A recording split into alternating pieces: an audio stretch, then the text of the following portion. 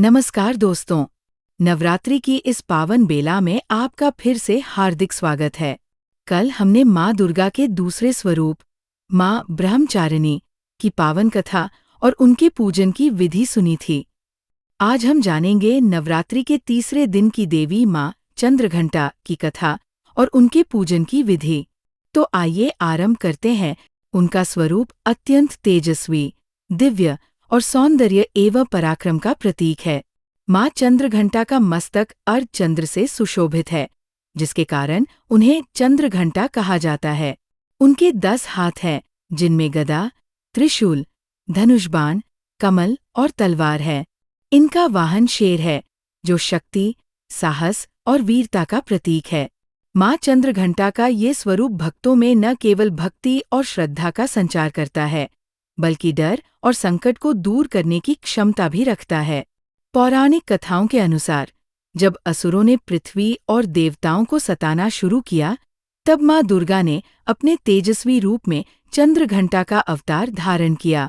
इस रूप में उनका मस्तक अर्धचंद्र की तरह चमक रहा था और उनके हाथों में सभी शक्तिशाली अस्त्र एवं शस्त्र विद्यमान थे। माँ ने अपने वाहन शेर पर सवार होकर दुष्ट असुरों का सामना किया। उनके तेजस्वी स्वरूप और घंटनाद की शक्ति से ही सारे दुष्ट कंपन करने लगे और डर के मारे भाग खड़े हुए। माँ चंद्रघंटा ने अपने परम साहस और पराक्रम से सभी दुष्टों का संहार किया और धरती, आकाश और सभी जीवों में शांति और संतुलन स्थापित किया। भक्तों का विश्वास है कि माँ चंद्रघंटा का पूजन और उनकी साधना से जीवन में साहस, शक्ति और आत्मविश्वास का संचार होता है। जो व्यक्ति अपने हृदय में भय और संकट से ग्रस्त है, उसकी चिंता और भय दूर हो जाते हैं।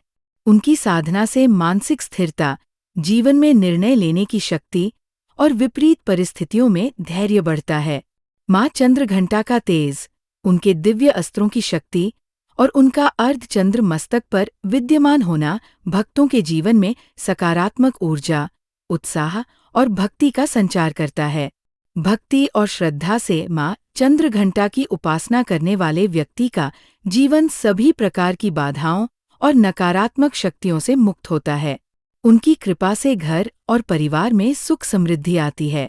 माँ की उपासना से न केवल भय दूर होता है, बल्कि व्यक्ति की सोच और कर्म शक्ति भी मजबूत होती है। नवरात्रि के तीसरे दिन भक्त सुबह स्नान करके स्वच्छ और पवित्र वस्त्र धारण करता है, मन और हृदय को शुद्ध करता है। इसके बाद वह अपने घर में स्थापित कलश और पूजा स्थल के पास बैठता है। भक्त गहरी एकाग्रता से माँ के दिव्य स्वरूप का ध्यान करता है। उनके 10 हाथों में विद्यमान अस्त्रों और उनके मस्तक पर अलंकृत अर्धचंद्र की छवि को अपने मन में स्पष्ट रूप से महसूस करता है। इसी ध्यान और श्रद्धा के साथ वह संकल्प करता है कि पूरे दिन माँ की भक्ति में लीन रहेगा और उनके बताए मार्ग पर चलकर अपने जीवन से सभी भय और संकट दूर करेगा। उसके बाद दीपक प्रज्वलित करता है और धूप, फूल तथा फल अर्पित करता है और यह श्लोक उच्चारित करता है, या देवी सर्वभूतेषु बुद्धिरूपेण संस्थिता, नमस्तस्यै नमस्तस्यै नमस्तस्यै नमो नमः।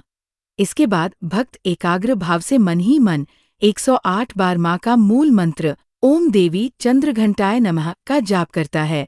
मंत्र के उच्चारण के साथ साथ वह महसूस करता है कि माँ चंद्रघंटा उसकी रक्षा कर रही हैं, उसके मन और जीवन में साहस और शक्ति भर रही हैं और उसके समक्ष आने वाली सभी बाधाएं दूर हो रही हैं। अंत में वह आरती करता है, दीपक के चारों ओर हाथ हिलाकर उनके तेज और कृपा को अपने हृदय में समाहित करता है और माँ से अपनी सभी परेशानियों, भय और कठिनाइयों से मुक्ति की प्रार्थना करता है। इस पूरी विधि को श्रद्धा और भक्ति के साथ करने से माँ चंद्रघंटा प्रसन्न होती है। भक्त का मन और जीवन दोनों ही शुद्ध और उज्ज्वल हो जाते हैं और जीवन में साहस, शक्ति और सकारात्मक ऊर्जा का संचार होता है। इस प्रकार तीसरे दिन की साधना और पूजा से भक्त का मन और जीवन दोनों ही शुद्ध होते हैं। माँ चंद्रघंटा की कृपा से जीवन में साहस, शक्ति और संकल्प की वृद्धि होती है। उनके तेजस्वी और दिव्य स्वरूप की उपासना से घर और परिवार में शांति, समृद्धि और सुख का वास होता है। तो दोस्तों, इस प्रकार आज की माँ चंद्रघंटा की कथा और पूजन विधि यहीं समाप्त होती है। अगर आपको ये कथा पसंद आई हो तो कृपया नीचे कमेंट में अपनी भावना साझा करें और वीडियो को लाइक करना न भूलें। और हाँ, कल हम सुनेंगे नवरात्रि के चौथे दिन की देवी माँ कुष्मांडा की दिव्य कथा और उनके पूजन की विधि। तब तक माता की कृपा आप सभी पर बनी रहे। जय माँ चंद्रघंटा। जय माता दी।